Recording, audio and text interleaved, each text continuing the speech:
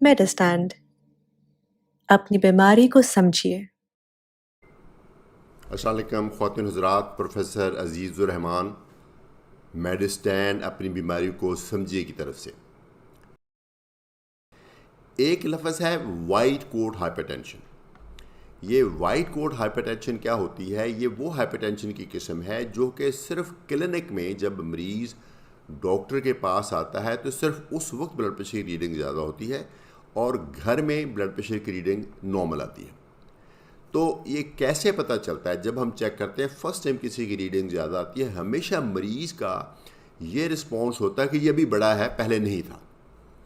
ہو سکتا ہے ایسے ہو، لیکن اس کا ثبوت تبھی ہوگا اگر مریض گھر میں اپنے پراپر انسٹرومنٹ کے ساتھ بلڈ پریشر چیک کرے اور اس کے ساتھ ریڈنگز نارمل ہیں۔ گھر کی ریڈنگ کا لیول اور ہے، کلینک کی ریڈنگ کا لیول اور ہے۔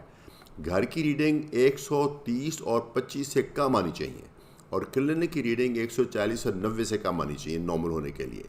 تو اگر کلینک میں زیادہ ہے لیکن گھر میں نارمل ہے تبھی اس کو وائٹ کوٹ ہائپر ٹینشن کہیں گے۔ یا کلینک میں بھی زیادہ ہے، گھر میں بھی زیادہ ہے، یا کلینک میں زیادہ ہے، گھر میں نارمل ہے، یا گھر میں زیادہ ہے، کلینک میں نارمل۔ تمام صورتوں میں آپ کو اپنے ڈاکٹر سے مشورہ لینا چاہیے کہ آگے کیا کرنا چاہیے۔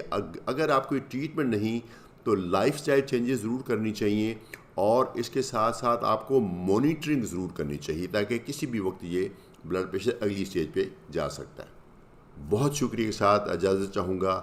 عزیز الرحمان فرام میڈسٹینڈ، انڈرسٹینڈنگ میڈیسن۔ اپنی بیماری کو سمجھیے۔